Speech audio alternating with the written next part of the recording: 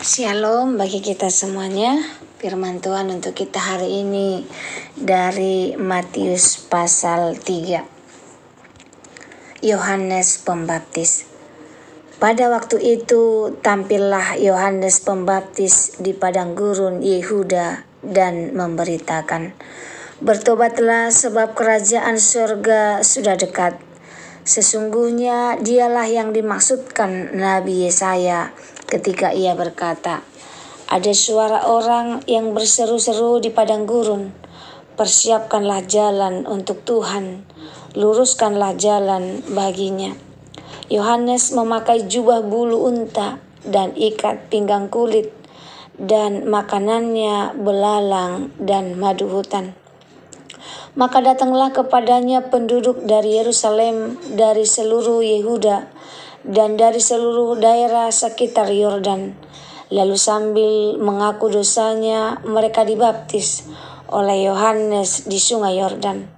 Tetapi waktu ia melihat banyak orang Farisi dan orang Saduki datang untuk dibaptis, berkatalah ia kepada mereka, "Hai kamu keturunan ular beludak, siapakah yang mengatakan kepada kamu bahwa kamu dapat melarikan diri dari murka yang akan datang? Jadi hasilkanlah buah yang sesuai dengan pertobatan. Dan janganlah mengira bahwa kamu dapat berkata dalam hatimu, 'Abraham adalah bapa kami,' karena aku berkata kepadamu, Allah dapat menjadikan anak-anak bagi Abraham dari batu-batu ini. Kapak sudah tersedia pada akar pohon, dan setiap pohon yang tidak menghasilkan buah yang baik pasti ditebang dan dibuang ke dalam api. Aku membaptis kamu dengan air sebagai tanda pertobatan, tetapi ia yang datang kemudian daripadaku lebih berkuasa daripadaku, dan aku tidak layak melepaskan kasutnya. Ia akan membaptiskan kamu dengan Roh Kudus dan dengan api. Alat penampi sudah di tangannya. Ia akan membersihkan tempat pengerikannya dan mengumpulkan gandumnya ke dalam lumbung. Tetapi debu jerami itu akan dibakarnya dalam api yang tidak terpadamkan." Yesus dibaptis Yohanes. Maka datanglah Yesus dari Galilea ke Yordan kepada Yohanes untuk dibaptis olehnya. Tetapi Yohanes mencegah dia, katanya, "Akulah yang perlu dibaptis olehmu, dan engkau yang datang kepadaku?" Lalu Yesus menjawab, katanya kepadanya, "Biarlah hal itu terjadi, karena demikianlah sepatutnya kita menggenapkan seluruh kehendak Allah." Dan Yohanes pun menurutinya.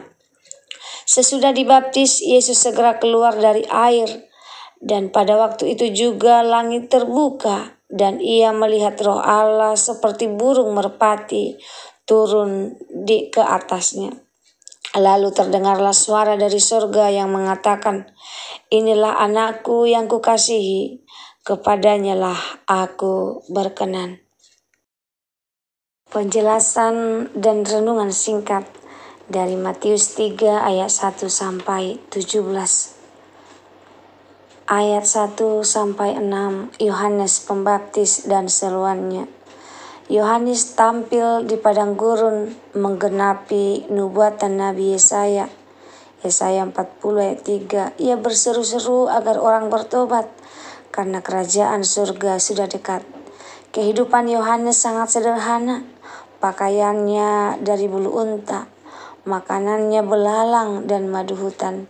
Ini mencerminkan kesederhanaan dan hidup yang dipisahkan dari dunia, layaknya nabi sejati.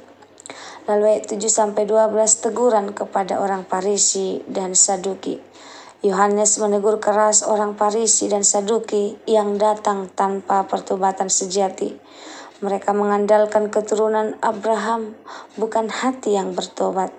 Yohanes memperingatkan bahwa pohon yang tidak berbuah akan ditebang, dan Mesias akan datang membawa baptisan Roh Kudus dan api, yaitu pembersihan dan penghakiman. Ayat 13-17, baptisan Yesus. Yesus datang kepada Yohanes untuk dibaptis. Yohanes merasa tidak layak, tapi Yesus bersikeras untuk menggenapkan kehendak Allah.